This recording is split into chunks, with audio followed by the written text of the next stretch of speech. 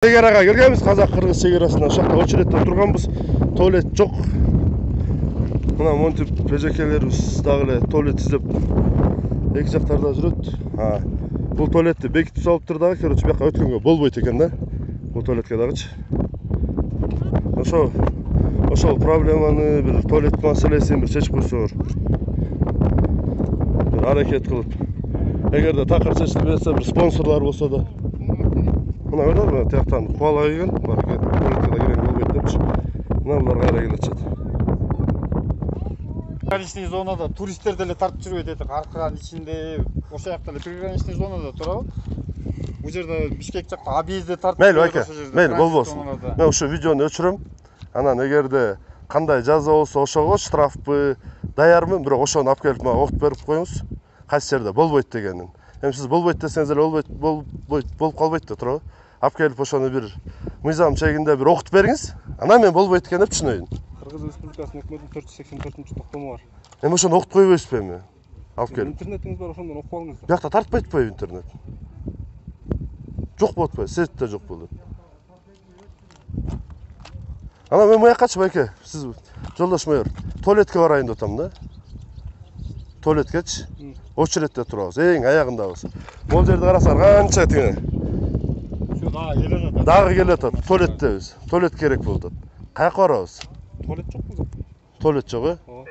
Ал туалет маселесин кимге кайрылыш керек анан? Айыл башчыга кайрылмагыла. Силерге карабайбы погранслужбанын эмесине? Башы неметпейт, э?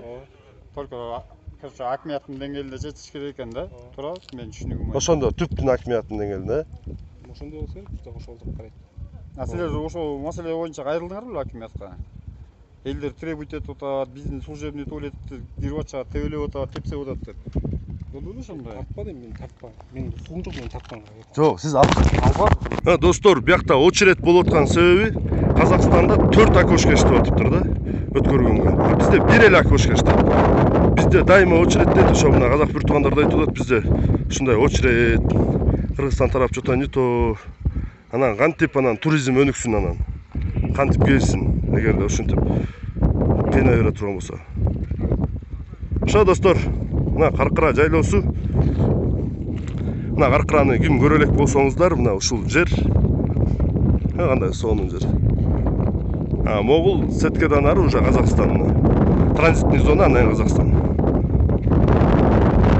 Урматтуу Түп районунун акими ушул туристтерди ойлоп, өзүбүздүн мекендештерди ойлоп, 1 миллион сом, 2 миллион, 3 миллион сом болбосо дагы бир 10 миң сомго болсо деле могу жерде казып туруп, бир жашнакай бул элге бир туалет салып берип койсоңуздар, сонун болмок. Бул кантса дагы мына буяктан туристтер күтүп атат. Эми курсак ачканга караганда туалетке барган, кыстаган кыйын болсо керек.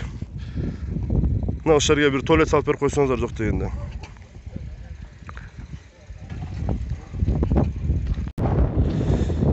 Илгери туалет жок болчу, сай-сайдын баары бок болчу деп. Бир туалет болуп калса, урматтуу Түп районунун акими ушакка бир туалет салып берип койсоңуз эми. Мына монча туристтерге, ушунча мекендешке уят болбой. Штат жетишпейт деп бир окошко иштейт деп атат. Карачы кандай сонун жерде жашайбыз. Ушакты мусор ыргытып булгабагылай. Көлүбүздү мусорго айлантып бүттүк эми. Төрүбүздү туалет болсо албайлы эми. Келгенде мында өзүңөрдүн мусоруңарды ала кетип, машинадан ыргытпай, балдарга туура тарбия берип дегендей. Кымыз сатып, чабандар мына. Эң талага бир туалет жасап койгон. Эми ошо бир туалетке алыбыз жетпейби ушунча элге. Иш жерде жок. Жөн эле бир 2 миң сом менен туалет жасап койгон. Артымда Каркыра жайлоосу көрдөрү.